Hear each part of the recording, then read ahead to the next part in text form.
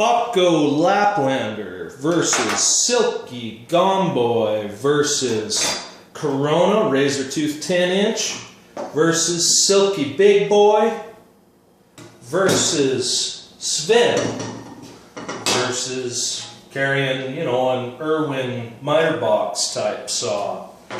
There's a lot of information to cover here. Every saw you see on the table here is something I've seen discussed in the blade forums, bushcraft forums, canoe forums, all sorts of different camping and hiking and through hiking forums where people discuss such things. Outdoor enthusiasts and even just folks who want to prune a couple of branches off the trees in their yard are interested in knowing the details about all the saws you see here on the table.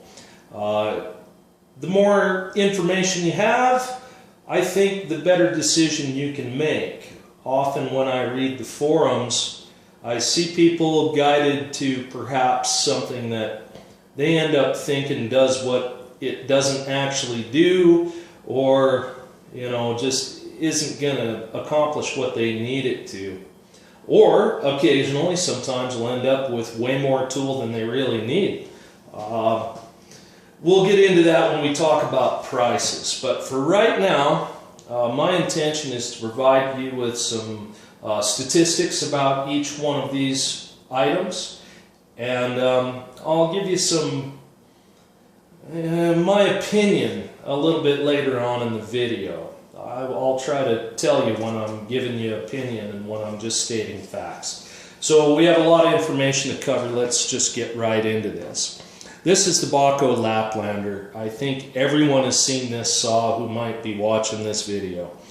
This is one of the most popular saws probably ever amongst the types of folks I mentioned at the beginning of this video. This weighs 6.73 ounces, which makes it the lightest saw on the table. It has 51 teeth on a 7 1/4 inch blade. Now, this blade is advertised as 8-inch. It is not 8-inch. That's just not true.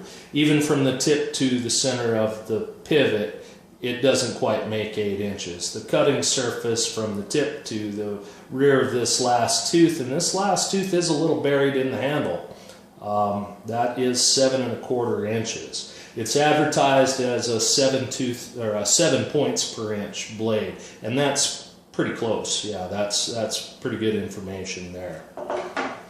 This is a Silky Gomboy 240 millimeter. Now I'm going to say right here that there is another Silky Gomboy that would belong here and another one that would belong here if I owned them. They make a 210 millimeter and a 300 millimeter. Right now what I'm talking about is just the large tooth configurations. But the Silky Gomboys give you a lot of options. There are 4 different saws, with each having 3 different blade possibilities of a large tooth, a medium tooth, and a fine tooth. Now, something to know right now is that this is a large tooth and this is a large tooth, but they don't have the same teeth. So the Silky Gomboys give you a lot of options. Okay, now moving on. This Silky Gomboy is the 240 millimeter version, and this is the large tooth. This weighs 9.5 ounces, so it's, 2 3/4 ounces heavier than the Bahco. I'm going to say that that's probably accounted for by the added size and this being all metal construction with, this is all steel under this gom rubber handle. Okay, so 9.5 ounces. This has 52 teeth on this blade. This is a 9.4 inch blade with 52 teeth. It's a 6 ppi 3D cut tooth configuration. That's a relatively aggressive, in fact, very aggressive for a handsaw blade. Now, it's 10 3/4 inches all folded up, so that's good information to have if you're going to put it in a backpack or something. That was one of the reasons I chose one of these when I first got a Gomboy over the shorter or the longer ones. I had about 11 inches where I wanted it in my pack. I've since moved on to a different pack, but we'll get to that in a moment. This is the Corona Razor Tooth 10-inch. Now, when comparing any of these saws directly to one another, these two are the closest comparison. These are both 6 PPI, teeth configuration. They both have 3D cut teeth. They're both pull stroke only saws, and as you can see, they're pretty close in overall size.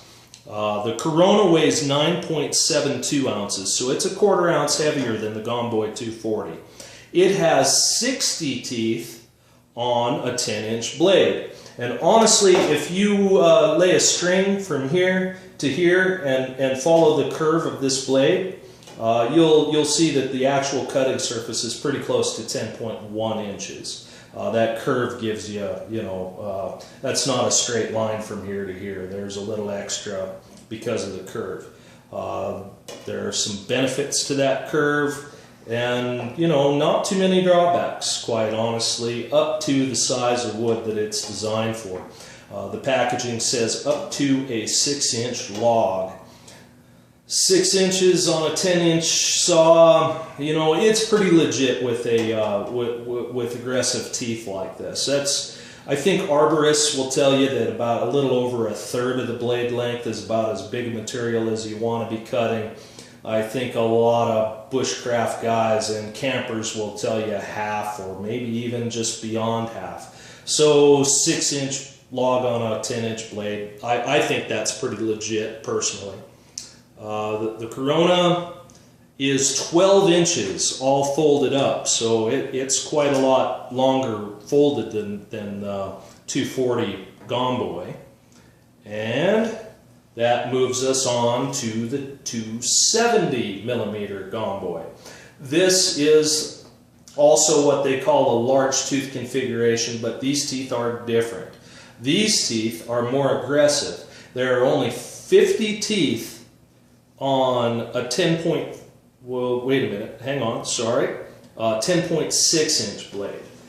There are 50 total teeth. This is a 5 PPI blade tooth configuration. These are also 3D cut teeth. They are more aggressive than the teeth on the Corona or the Gomboy 240, and in fact they are more aggressive than the teeth on the Silky BigBoy 2000 extra large tooth. We're not there yet though. Let's go quick back over the specs. This is 10.35 ounces. It has 50 teeth. This is, oh here it is, this is what I missed. This is 11 9/10 of an inch folded up. This is 1/10 of an inch shorter than the Corona Razor Tooth folded up. So when considering what to carry in your pack or other space, that's good information to have. This comes in just shy of 12 inches. 10.6 inch blade, yep, we can move on. The Silky BigBoy 2000 extra large tooth. Now this is a 5 PPI, no, it's a 5.5 PPI configuration. These are also 3D cut teeth, and this blade has a bit of a curve like the Corona does. They're very similar, in design that way. These teeth are very close to being about as aggressive as one another, but the Silky Gomboy has 4 more inches of blade to deal with and 14 more teeth, coming in at 74 teeth on this 14.1 inch blade. And actually it's a little bit more, it's almost a 14 1/4 inch blade. Yeah, that again with this little bit of curve, if you lay a string in here, you pick up, pretty close to 1/10 of an inch. So I'm calling it, I wrote down 14 1/2 inch blade, but I swear we'll get an exact measurement on that before I'm done with this video. I'll return to that.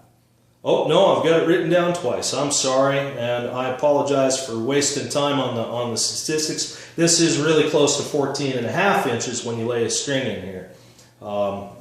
It's 14.5 inches. So there we go. It is 16 inches long, folded up, and it is the heaviest saw on the table at... No, it's not. It's the second heaviest saw on the table, weighing in at 14.85 ounces. 74 teeth, 5.5 TPI, 16 inches folded up, 14.5 inch blade. That's what I've got. The Sven Saw. Boy, these are popular. These are really nice little saws. Pros and cons, but let's just talk about the specs here. This blade is a more traditional kind of a bow saw blade. This one's Swedish steel, you know, so a lot of the bow saw blades you see in places like Walmart or Home Depot or Lowe's these days are Chinese-made blade. This is excellent steel. It's a pretty big step above just about any blade you'll see coming out of China.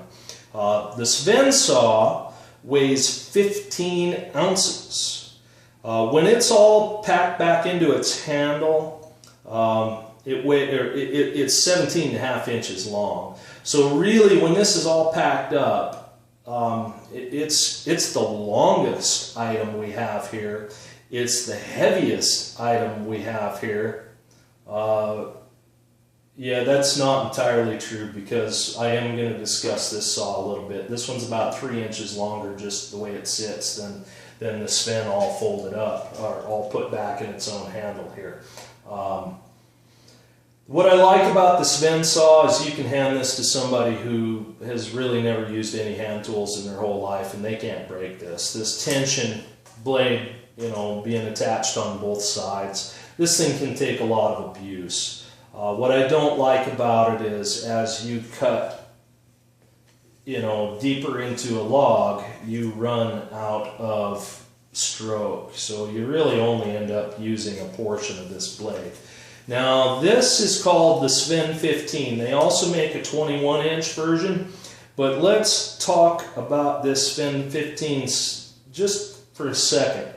This is actually 13.5 inches of blade. It comes pretty close to 15 inches out of this whole, you know, if you took it out of its assembly, it's like 14 3/4 inches laying on the table if it were all disassembled, but your cutting surface is around 13 inches. This is not a 15-inch blade. No matter how you slice it, looking at its name being a Sven 15-inch would lead you to think that you've got 15 inches of blade. You don't. That's 13.5 inches. 17.5 inches all packed back together, like I said, and it weighs 15 ounces. Now this is an Irwin, you know, this is just a miter box saw. This is I've been seeing a lot of canoe guys carrying these or very similar miter box saws. Lots of guys clearing portage the last couple of years on an island out here in the Missouri River, not too far from where I live. I'm seeing this saw an awful lot. The portage guys, you know, they can strap this to the outside of their pack or, you know, this doesn't come with any sort of a sheath. No one I know of makes a sheath for this. If you knew maybe a custom leather guy or a custom Kydex guy, you could probably get something to protect the rest of your equipment from these very aggressive, nasty little teeth. This is a good cutter, and sometimes it's nice to have a traditional handle to work with. But boy, I hesitate. I hesitate to think that this is, you know, an end-all be-all for an outdoor saw, even for the canoe guys clearing portage. I think there are better choices, but that's opinion. There is a lot of comfort in a regular handle. I'd prefer a wood handle to this one, but this is the saw I've been seeing lately, and as you can see, mine's had some use. This thing ends up in the back of my pickup every so often. I've cut a lot of things with this. You know, there's nothing wrong with this saw. It is aggressive. It has a traditional style handle, and you know there are some benefits to that in certain materials. for me, I think, you know, dimensional lumber is still what it's meant for, and dimensional lumber is mostly what I've used it for, but not entirely. Okay, let's get to some opinion now. I talked about the difference between the teeth on all of these, and I talked about the difference between the weight and the length. Okay, well, I'll start off by telling you that this is the saw that I choose to carry. This fits, it used to be this one, but this one fits exactly where I want it to in my new backpack. If I had another 1.5 inches of space in there, I would be carrying the 300 millimeter model just like this with this same tooth configuration, this 5 ppi tooth configuration, but I don't quite have that amount of space, so I'm not carrying that saw. This one is my choice, and it is because of these very aggressive teeth. This saw, even being 4 inches shorter, you know, almost 4 inches shorter, like 3 3/4 inches shorter, and having 24 less teeth than the Silky BigBoy, this thing almost keeps up. You know, it's very aggressive in cottonwood and pine for sure, and even in some harder things. We have some poplar around here, and I have cut some poplar. Yeah, this is wow, this is a very fast saw. What you lose with this model versus this model or the BigBoy, single position lock. There is a single notch, one position saw, where the 240, the 210, and the Silky BigBoys have a 2-position lock, and this can be handy. That's that can be handy. I miss that occasionally with this saw. I do once in a while wish I still had that feature. But the speed of these 5 ppi 3D cut teeth, really, really incredible. I've tackled some wood that is larger than this saw should be able to handle. You know, the 10.6 inch blade, I have cut 7.5 and pretty close to 8-inch logs with this saw and not felt like I was tackling something that was too big for the tool. I just never felt that way. This thing really rips it up. That's a very fast saw.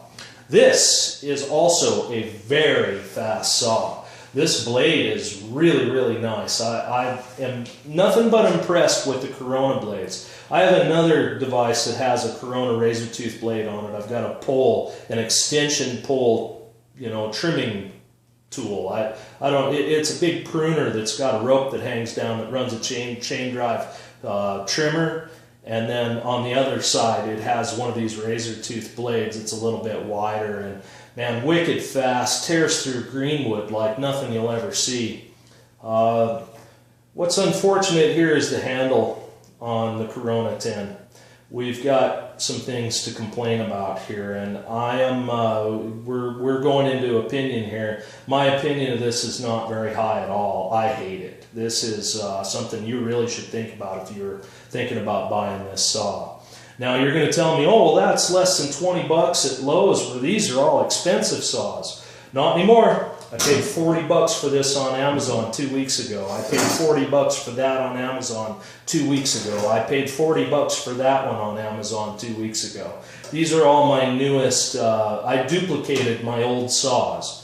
I've owned exactly like this Silky's for quite some time, but when I saw a couple of companies selling them for 40 bucks a pop, I snapped up a duplicate of each saw that I've used in the past. They're that nice. At 40 bucks, any of these 3 saws, yeah, they're easily worth 2 of these. I dropped one of these off the tailgate of my pickup truck when it was 18 below a couple weeks ago onto some concrete. It broke. It just cracked the heck out of this plastic, and yeah, that made me unhappy. This black portion here, while it has some texture, feels a little oily. The plastic, pretty slick, especially when compared to this Bahco Laplander. Much better build They really paid attention and did a great job with this Laplander. But this plastic handle, I don't know if you can see this flex. You know, it's just not very strong. In the middle here, they built in a couple of bridges for integrity of the handle, but you can even make that flex, and you can make it flex up here, and it flexes, and you know, you can get two hands on this, sure, get a lot of leverage, and you know what? The other thing is you better wear gloves. This gap is quite wide, and these edges are a little on the sharp side. You should be using gloves anyway when you're handling hand tools like this, but the fact of the matter is, if you're honest, I bet you every now and then you grab a hand tool and go outside and use it without your gloves on, just like I do. Hot spots everywhere where your skin ends up inside that gap. Getting a good grip on this means, you know, see those lines already across my fingers. It's kind of uncomfortable.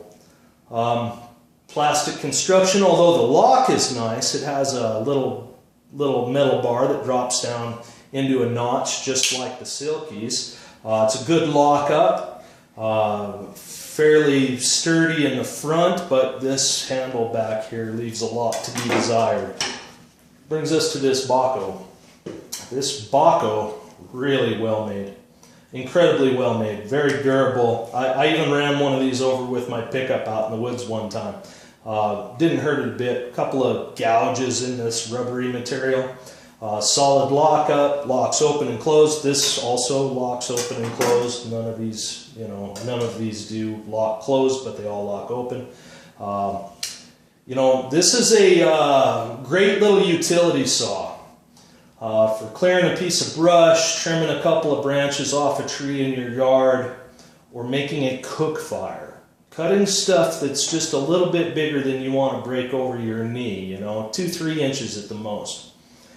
This is not something you're stacking cordwood with. That's where people really go wrong in the forums. They assume that if they've got a Bahco Laplander with them, they're going to be able to cut logs big enough to sleep by the fire while they burn for 5 or 6 hours. Yeah, it doesn't do that. That's not what this saw does. I'm always disappointed to see people end up thinking that owning this saw is going to mean firewood. That's not what this saw means. This saw absolutely does not mean firewood.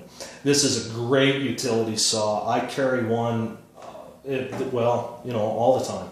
All the time. There's always one of these, at least in my pickup, if not, you know, in my kit. It's a great little utility saw. It does a lot of things, a lot of bushcraft tasks for the bushcrafters, a lot of, you know, you can clear small stuff out of a trail for, you know, the guys out in their mountain bikes and their dirt bikes and etc. It's a good tool to have with you, but you aren't making firewood with this, and don't think that you're gonna. It's just a huge mistake. A lot of people end up with this saw when they really shouldn't. This is enough blade to take 5-6 inch logs. In fact, the packaging for the Corona that the Corona comes in says 6 inches max. Yep, absolutely, it'll cut stuff that size. Rely on it out in the cold when, you know, I mean, that's why you would need 5 and 6 inch logs in your fire, is because it's cold. No, I wouldn't. You can if you want to, but I won't. This is a very high performance blade and a very substandard handle. That's my opinion. Again, I told you I'd try to keep opinion separated from just factual details. This Silky 240, this used to be my carry saw, or one just like it anyway. Yeah, 6 inch logs, no problem. Just as fast as that. I defy you to, you know, in a 5 inch log anyway, I absolutely defy you to be able to tell the difference in their performance. You get into a 6 inch log, yeah, the extra 8 teeth and you know, a little more than a ½ inch of length, yeah, it becomes evident. You'll beat this one by a stroke or two in a 6 inch log. In a 5 inch log, no, I don't think you will. And that's hardwood, softwood, greenwood, cured wood. These are almost identical teeth. The blades are, you know, very close in length. They only have 8 teeth difference. This has got a sturdier handle. You know, it's this is the better saw, and for $40, yes, it's worth 2 of these. I said this a little while ago. This is the saw that I carry. Favorite saw, big enough to do pretty big logs. I've taken pretty big logs with a saw just like this. Very pleased with it. Very aggressive teeth. Super performance. This saw, or one just like it, lives in my toolbox in my pickup. Yeah, I've cleared a lot of trail with a saw like this. I go out in my little 4x4 out in the woods, and I follow old logging trails, and you know, anywhere I can find it, my little 4x4 will fit. This is really an amazing tool. It outperforms everything here by far. You just need to develop a good technique, get used to how a pull cut saw works, and this over 14 inches of blade can really tear through wood. Best saw of the bunch. Most durable saw of the bunch. We already talked about that. You can hand this to somebody who's never used a hand tool and they aren't going to break it. Longest saw of the bunch, besides this one, when it's all packed up, folded up. Heavier than the Gomboy. This is 15 inches or 15 ounces. This was slightly less than 15 ounces. You can hardly tell the difference, but the fact of the matter is, this is the heaviest saw of this bunch anyway. I don't have all the specs on this saw. I didn't go out to their website. A lot of guys are using this now, and I just, you know, if there was some sort of sheath system or a good way to protect these teeth, or actually protect your gear from these teeth, you know, I think that this would be a pretty legitimate choice. As I see it, though, this is a dimensional lumber saw. And again, that's opinion. I could see how you'd come to the conclusion that this would be a good saw to carry in the woods. Good portage saw. I can see how you get there, but I don't know how you get there when you could, you know, have a folding saw like this with even more aggressive teeth than, yeah, although, you know, $7 or $8, $9 versus $40. Yeah, I guess maybe that's how you get there. I don't know. I wish I could give you a better opinion of this, or a worse one. It's just not what I would choose for sure. I couldn't choose it. So, there you have it. I think in the future I'll do a video comparing these Silkies and talk about some other blades that are available for them and things like that. I may also talk about the 21-inch Sven at some point. And that's probably about it. I mean, I do have a 7-inch Corona. You've heard what I think about the handle on this one. My opinion is the same of that one. I doubt you'll see this come up in another video from me anyway. So I thank you for taking your time to watch this. I hope that the information I provided will help you make a good decision when you choose a saw to carry. You've got the stats and the details and a little bit of my opinion. Make your own decisions, but make informed decisions. That's what I think anyway. Thanks again. I really appreciate you taking all the time to listen to me. That was nice of you. I hope the rest of your day goes really well.